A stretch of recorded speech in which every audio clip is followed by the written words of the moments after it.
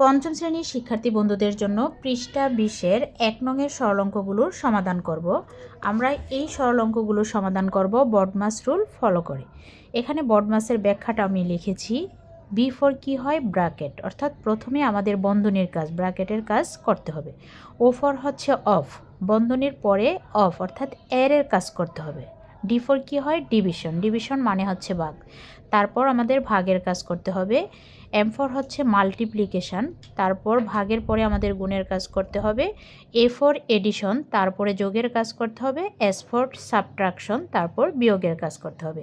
এই রুলসটা ফলো করে আমরা এই সরলঙ্কটির সমাধান করব। প্রথমে আমাদের কাজ হচ্ছে ব্র্যাকেটের কাজ করা। এখানে প্রথম বন্ধনী আছে, এই বন্ধনীটার কাজ আমাদের আগে করতে হবে। তাহলে আমরা লিখব 6 বিয়োগ, প্রথম বন্ধনীতে এখানে আছে বিয়োগের কাজ আর এখানে আছে গুণের কাজ, দুইটা কাজই আমরা একসাথে করব। 56 থেকে 40 বিয়োগ করব। 6-এর 6, 4 আছে 5 হবে, 1 হলে কত হলো 16। আচ্ছা, এই বন্ধনীটার এখন আমাদের দিতে হবে না, যেহেতু প্রথম বন্ধনীর কাজ করেছি তাই এই বন্ধনীটা উঠে যাবে। এবার আমরা ভাগ চিহ্ন দিব, ভাগ চিহ্ন দেওয়ার পরে এই প্রথম বন্ধনীর কাজটুকু আমরা করব।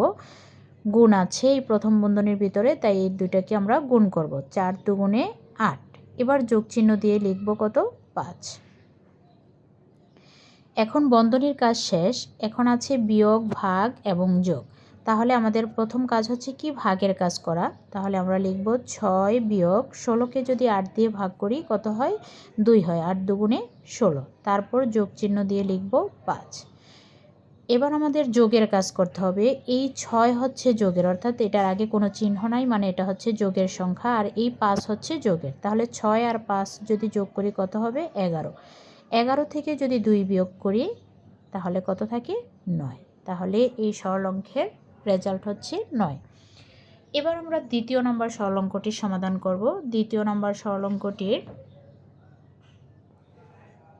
আমরা উঠিয়ে নিই। 7 যোগ, তৃতীয় বন্ধনী দেওয়া আছে, দ্বিতীয় বন্ধনী, তারপরে দেওয়া আছে 45 ভাগ 9 যোগ 3। এবার দ্বিতীয় বন্ধনী শেষ। এবার গুণ চিহ্ন দিয়ে দেওয়া আছে দ্বিতীয় বন্ধনী, তারপর প্রথম বন্ধনী 12 বিয়োগ 7 গুণ 2 বিয়োগ 5। এবার দ্বিতীয় বন্ধনীর কাজ শেষ, বিয়োগ চিহ্ন দিয়ে 1, তারপরে তৃতীয় বন্ধনী, তারপরে ভাগ চিহ্ন দিয়ে 13।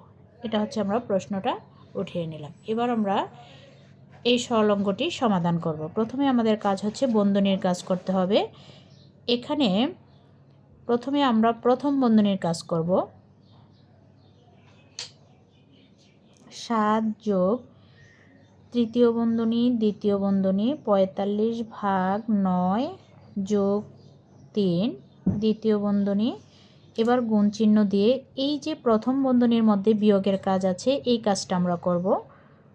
দ্বিতীয় বন্ধনীর চিহ্নটা দিলাম। এবার যেহেতু আমরা বিয়োগের কাজ করব প্রথম বন্ধনীটা উঠে যাবে। 12 থেকে যদি 7 বিয়োগ করি কত থাকে 5 থাকে। এবার গুণ চিহ্ন দিয়ে 2 লিখব, বিয়োগ চিহ্ন দিয়ে 5 লিখব।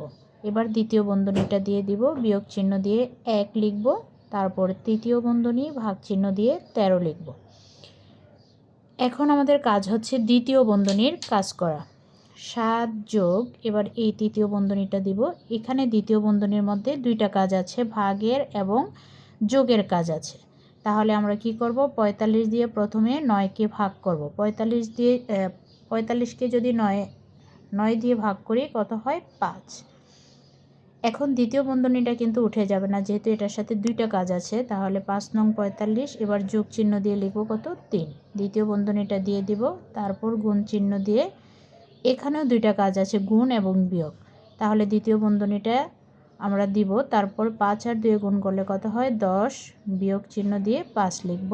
এবার দ্বিতীয় বন্ধনী দিব, বিয়োগ চিহ্ন দিয়ে 1 লিখব, তারপর তৃতীয় বন্ধনী দিয়ে দিব, ভাগ চিহ্ন দিয়ে 13 লিখব। এবার আমরা দ্বিতীয় বন্ধনীর কাজটা কমপ্লিট করব। 5 আর 3 যোগ করলে কত হয় 8। যেহেতু এবার কাজটা শেষ তাই দ্বিতীয় বন্ধনীটা উঠে যাবে। এবার এই গুণ চিহ্ন দিয়ে এই দ্বিতীয় বন্ধনীর কাজ করব। 10 থেকে যদি 5 বিয়োগ করি কত থাকে 5। এবার এই দ্বিতীয় বন্ধনীটাও উঠে গেল। এবার এই যে বিয়োগ চিহ্ন দিয়ে 1 লিখব, তারপর তৃতীয় বন্ধনী দিয়ে দেব। এবার ভাগ চিহ্ন দিয়ে 13 লিখব। 7 যোগ এবার তৃতীয় বন্ধনীর মধ্যে গুণ এবং বিয়োগের কাজ আছে, তাহলে আমরা প্রথমে গুণের কাজটা করি। 5 8 40, 40 বিয়োগ 1, তৃতীয় বন্ধনী দিলাম, ভাগ চিহ্ন দিয়ে লিখব 13। এবার লিখব 7 যোগ 40 থেকে যদি 1 বিয়োগ করি কত থাকে 39, ভাগ চিহ্ন দিয়ে কত লিখব 13। এবার 7 যোগ 39কে যদি 13 দিয়ে ভাগ করি 3 13 39, রেজাল্ট 3। এখন 7 আর 3 যদি যোগ করি কত হয় 10, তাহলে এই সরল অঙ্কের রেজাল্ট হলো 10।